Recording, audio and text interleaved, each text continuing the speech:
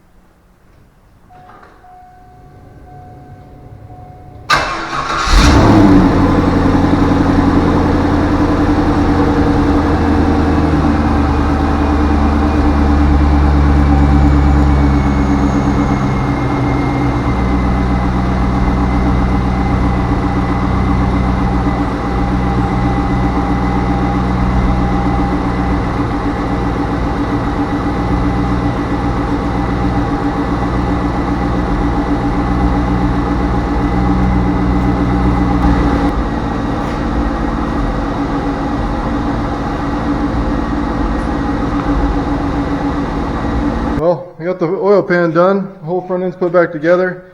I'm going to go through here and torque it here shortly. Probably not tonight. Next time I come out here and work on this. But not going to work on it tomorrow, but the next day. Definitely going to get the transmission done and then put her back on the ground and see how she rolls. Looks pretty successful so far. Let it warm up a little bit. No leaks. By now, typically there would have been like a dime on the ground already. And it is bone dry under there. I looked at the oil pan all around the sides and looks great. I torqued the AC bolt down for the 2 gaskets. And then I think I'm going to put a pump on it, let it back down tomorrow, and let it hold for the day, and see if we drop anything over the day versus the 30 minutes to an hour, whatever it calls for. But that was part of the part you missed because my mic was on the wrong setting. The AC was working for a day. Had to fill it up again. Worked for a day. Couldn't find any leaks. Changed the orifice. Checked torque on all the stuff. Everything was fine. Found out that the little O-ring that's on the back of the compressor was bad, or both of them were bad. Changed them out. Then it lasted for 3 weeks and still bled out. But I wasn't able to get torque on it because of where it's located at. But with all this being down out of the way, I was able to torque it. So I think what I'm going to do is, like I said, run the vacuum and let it sit under vacuum for a day. And if it doesn't drop, I think we're good. If it does drop, I'm not going to fill it back up yet. I'll probably end up putting a new compressor on it, just all new system. And my partner from work, I think, is going to be the guy that helps me with that, but he's a AC guy. Anyway, we'll catch you tomorrow or the next day. I'll be wearing a different sweatshirt, so you know when it starts. So. All right, you guys have a good night. All right, well, we're back underneath the Corvette, under the rear this time. Front set for a few days, hasn't had a drip of oil. I let it run, warm up a little bit. That all seems to be pretty good. Now I got to deal with the transmission pan right here. So what I'm going to do first, I'm going to take this the drain plug loose with my drain pan wherever it went to. Let that drain out a little bit. I got a pump that I'm going to put in there to try to get the majority out of this sump down here. Then it's a bunch of 13mm bolts all the way around. Drop that down and kind of look it over, look inside the pan, see how it looks. Any kind of metal shavings or whatever. The fluid looks good. It's on the ground. First thing I'm going to do though is I'm going to clean this up a little bit. I got some degreaser. I'm going to spray this all down, kind of wipe it off, just so it's a little bit cleaner down here anyway, because I don't like the way it, old oil looks. So go ahead and give that a spritz and try not to get it in my eyes.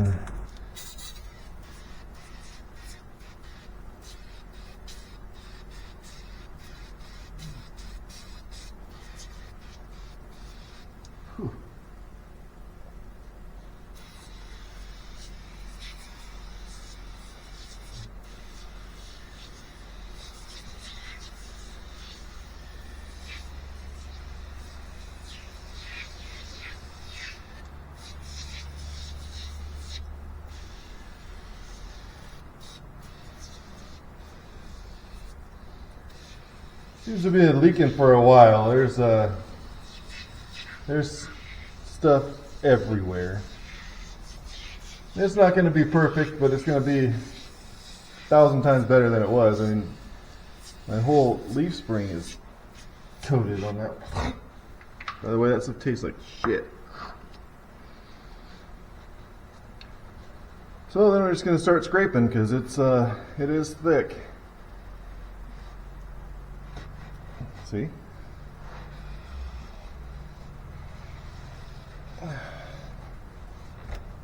Ugh. Some of that is oil from the front, but I think the majority of it has kind of stayed around from back here. Look at that. We're off-road racing this thing.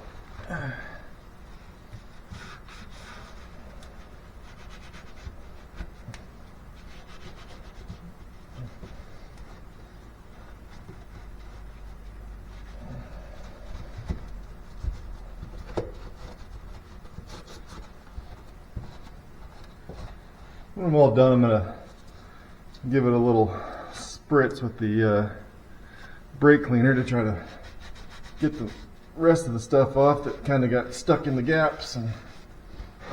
But That's going to be after I get my grubby hands on everything.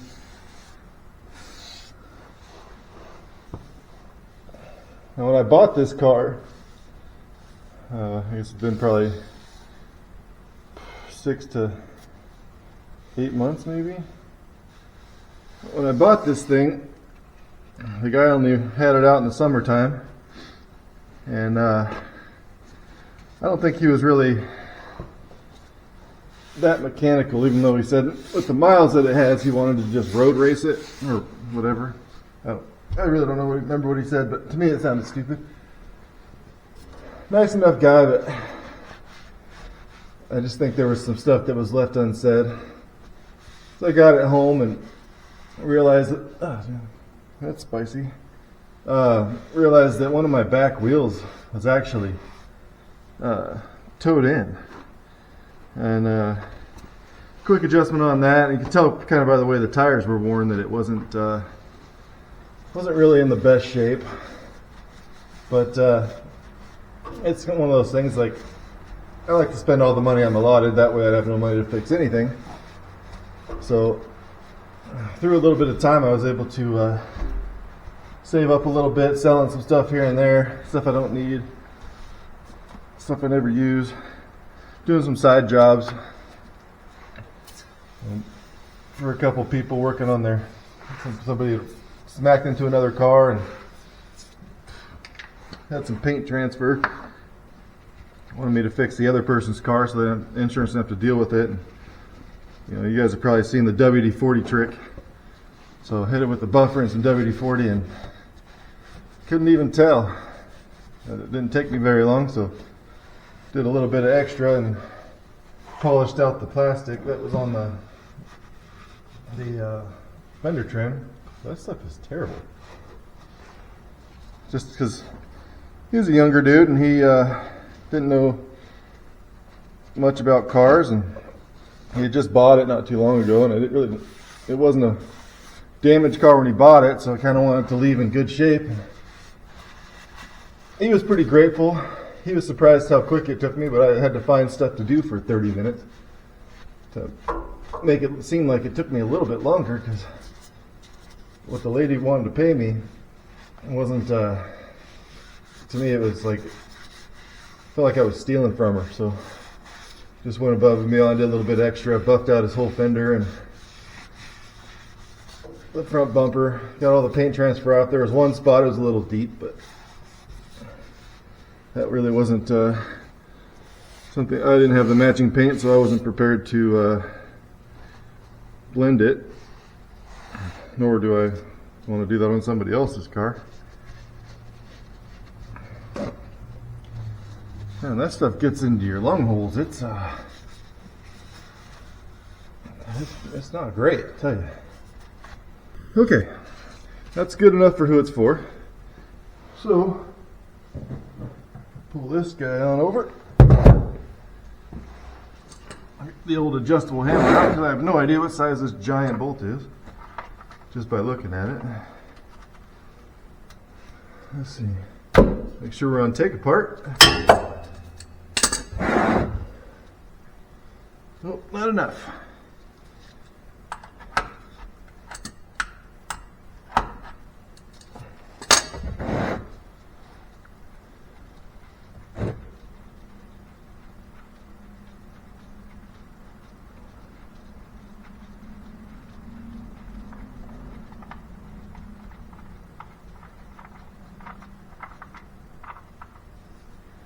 So that's promising.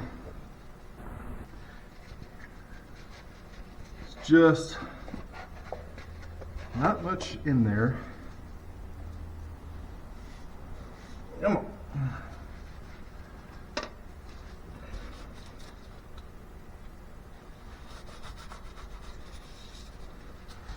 So let's see if my step 2 is going to work here.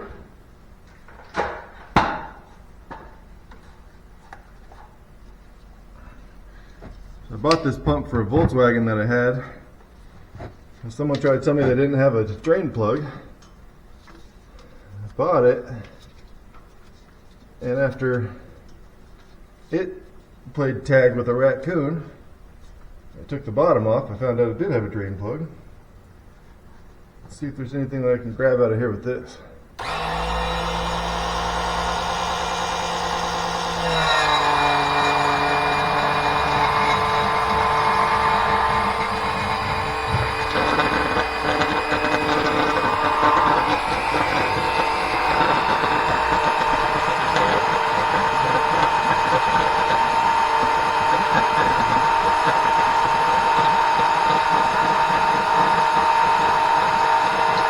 A little bit of blood. Okay, that's really not enough to continue messing with that. Fun fact, there's a spoiler on how I'm going to fill it. Clean these lines out with some good ATF.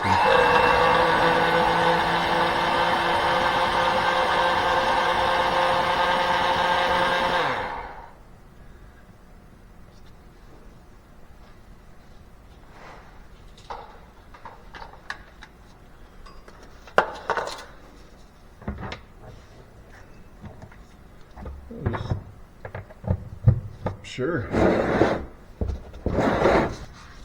going to grab the old electric wrist because I don't want to sit here and turn all these. Make sure we're on take apart. That seems to be on put together.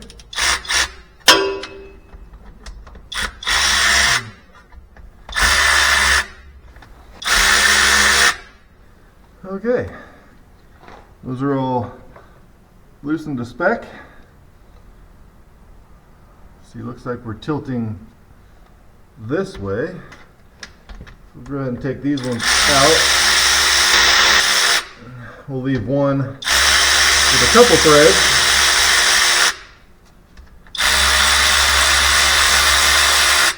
Now, I don't know if you guys pay attention to what tools I actually use, but most of the time it's of the yellow persuasion, mainly because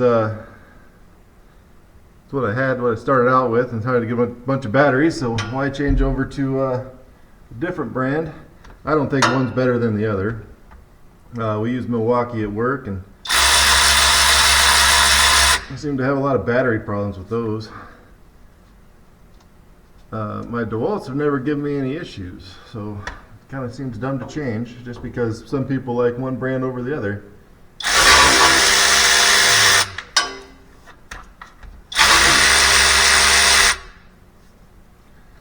I'm not biased on my tools. That's why this one is actually like an off-brand, somewhere between Walmart and Temu, I think. But you know, it does the job, and I really don't give a shit about it. So if it breaks, you know, I think I was only maybe 40 bucks. So, not really out of a whole lot. Truth be told, I actually got it for Christmas, and I asked for a cheap one. You know.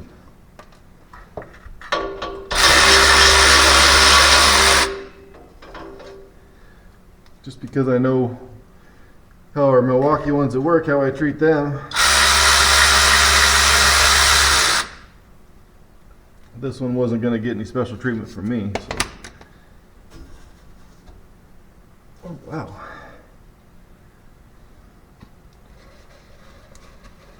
Uh-oh.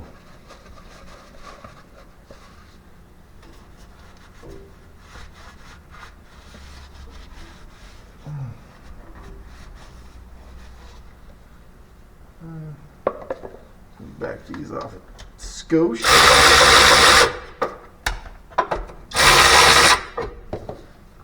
Okay, there should be only one top and two bottoms. Oh, my fingers don't work like that. Get some more towels and a pry bar, and we'll get that out of there. Okay.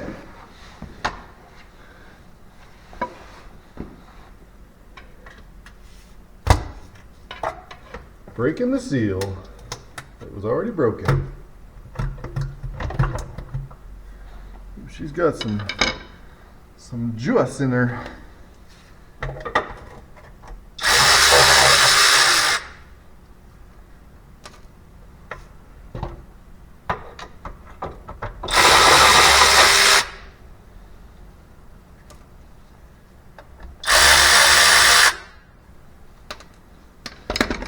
So here's where we take a complete bath with this shit. That's just what I do.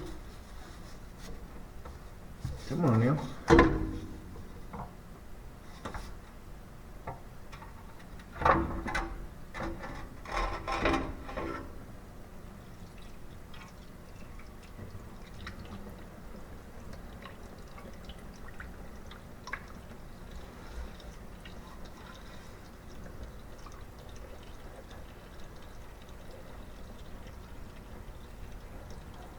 She's a little on the dark side. I'm not too fond of that.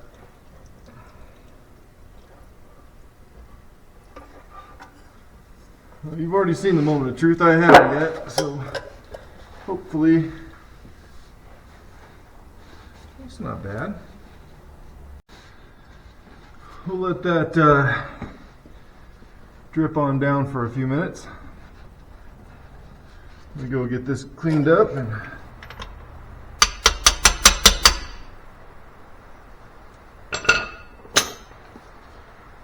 okay.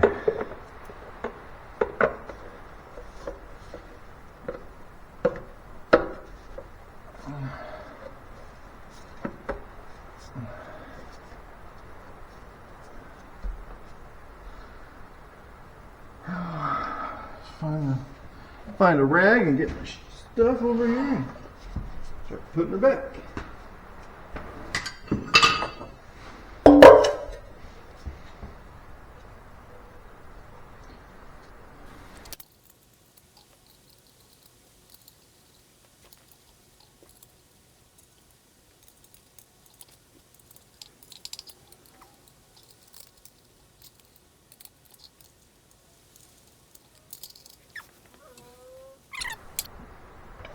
Gasket to hold it,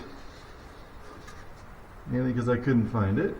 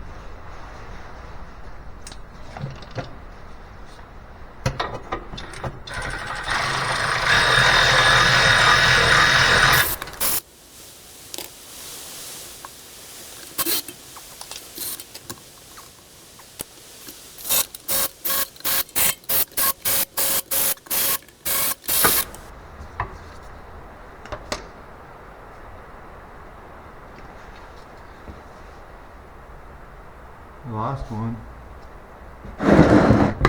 It's not ideal.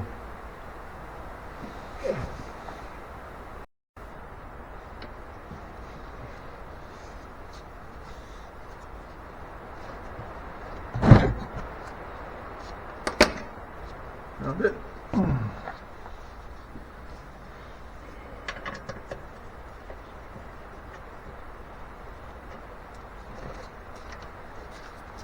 Okay.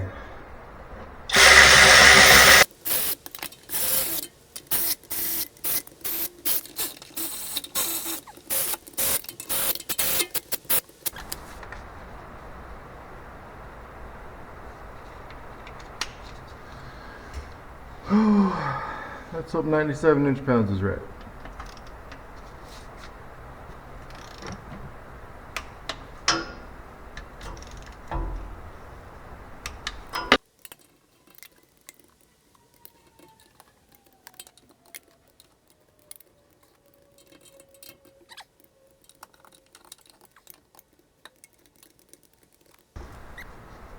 Okay, there's that. Now let's see if we can push this fluid back up in there since I don't have a different pump.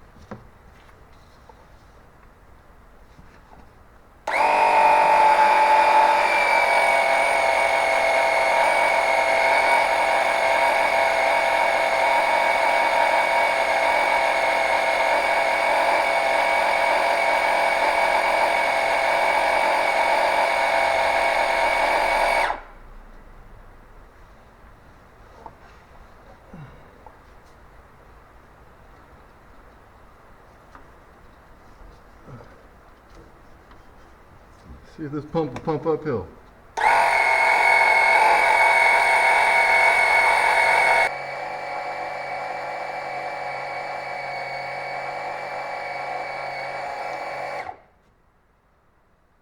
Alright.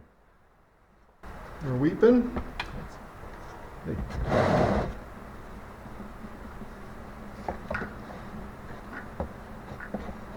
We're pissing.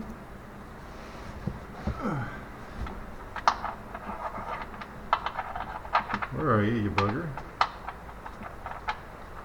So we gotta go hand tight with the bolt, if I can get it to thread. Tighten that finger tight. And we gotta warm the car up and let it suck the fluid where it needs to go. And shut her down, open that up. Pour it till it does that again. So that worked out really well. Those pumps are, you know, 15-20 bucks on Amazon or something. You know, you don't have to get a fancy one. That's the second one I've had, because the first one I had, I pinched one of the lines and then I dropped it and it just quit working. But works really well for doing this apparently, and sucking stuff out. So I'd recommend one of those. They're cheap, good to have in your arsenal.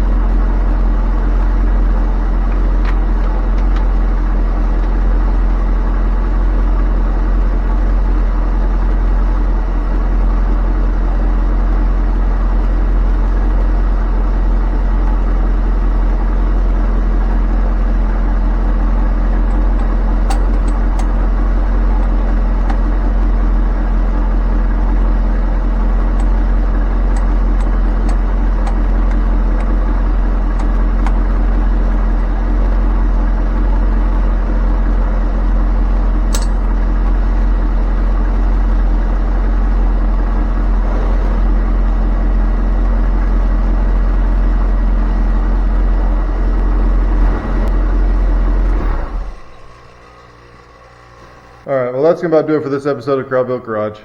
We got the upper oil pan gasket changed, transmission gasket changed, all the new filter and seal in there. All the fluids are up to where they're supposed to be. Right now I have my AC vacuuming down just to make sure there's no leaks. So what do you guys want to see next time on this thing? I mean, I got a mouse house in my HVAC box I got to track down, but there's not really a lot I'm going to be doing to it besides when I actually do tear into the AC system and replace the pump and the lines and all that jazz. I'm going to have one of my buddies do it who is licensed to do air conditioning. I just mainly wanted to see if tightening down that bolt was going to fix my problem, but either way. Thinking next time we're going to get back on Mayo and start getting the motor mounts built, the transmission crossmember built, get the transfer case in there, then we'll pull off all the crap we don't need, like the front suspension, rear suspension, get all that out of there, probably build something to roll this thing around on still. I got to still pull the engine harness out of this and the computer and all that stuff so that this can go away. I also need to cut that exhaust down here just after the O2 sensor so that I can use that on Mayo. But then I think I might try to save the power steering box because I cut that one like an idiot with a grinder. Wasn't really paying that close of attention.